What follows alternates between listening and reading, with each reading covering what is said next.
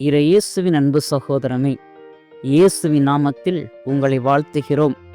ஆண்டவராகிய இயேசு கிறிஸ்துவின் அருளும் கடவுளின் அன்பும் தூய ஆவியானவரின் நட்புறவும் உங்களோடு எந்நாளும் இருந்து பாதுகாப்பதாக.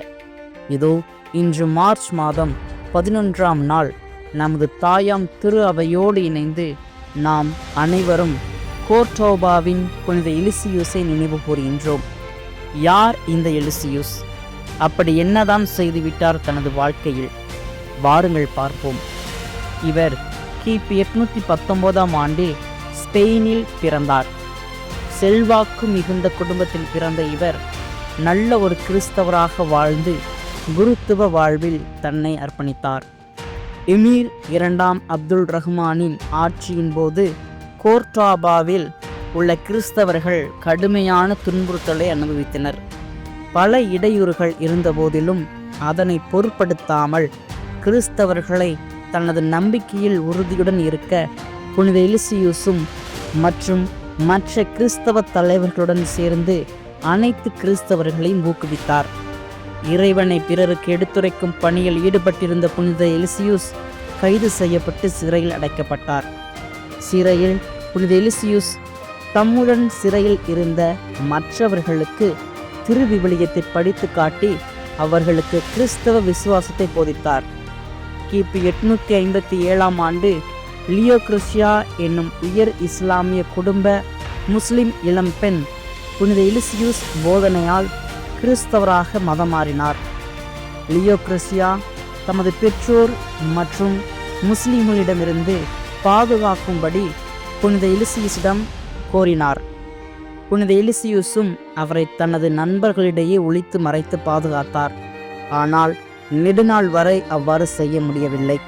அவர்களை அனைவராலும் கண்டுபிடிக்கப்பட்டு மரண தண்டனை விதிக்கப்பட்டது. 857ஆம் ஆண்டு மார்ச் மாதம் 11ஆம் நாளன்று புனித எலிசியூஸ் தலை துண்டிக்கப்பட்டு கொல்லப்பட்டார். அதே போலவே 4 நாட்கள் கழித்து புதிதாக கிறிஸ்தவ மதத்திற்கு மாறிய முஸ்லிம் இளம்பெண்ணான லியோக்ரிசியாவும் மார்ச் மாதம் 15ஆம் நாளன்று தலை துண்டிக்கப்பட்டு கொல்லப்பட்டார். இவ்வாறு கடவுளின் பணியை செய்வதற்காக தலை துண்டிக்கப்பட்ட புனித எலிசியூஸ் வாழ்க்கையிலிருந்து நாம் மதிப்புமிக்க பாடங்களை கற்றுக்கொள்ள வேண்டும். பல சோதனைகளை எதிர்கொள்ளும் தைரியம் நம்மிடம் இருக்க வேண்டும். புனித எலிசியூஸ் துணிச்சலும் தனது நம்பிக்கைக்கான தனது உயிரை பணயம் வைக்கும் விருப்பமும் ஒரு சக்தி வாய்ந்த உத்வேகமாக அமைகின்றன. இரக்கம் மற்றும் கருணை கொண்டவர்களாக இருக்க வேண்டும். ஏனெனில் புனித எலிசியூஸ் மென்மையான மற்றும் பணிவான இயல்பு, மற்றவர்களை ஊக்குவிக்கும் திறனுடன் இணைந்து மற்றவர்களை அன்புடனும் மரியாதையுடனும் நடத்துவதன் முக்கியத்துவத்தை நிரூபிக்கின்றது. நம்மை இறைவனிடம் முழுமையாக அர்ப்பணிக்க வேண்டும். மரணத்தை எதிர்கொண்டாலும் கூட புனித எலிசியூஸ் தனது நம்பிக்கைக்காக செய்த காரியம் அசைக்க முடியாத அர்ப்பணிப்பை நினைவூட்டுகிறது.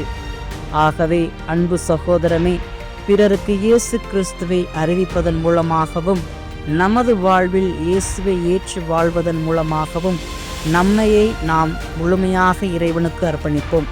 அதற்காக இப்புனிதரின் பரிந்துரை ஜெபத்தை நாடி நாள்தோறும் நன்மை செய்வோம், இறையாசிர் பெறுவோம்.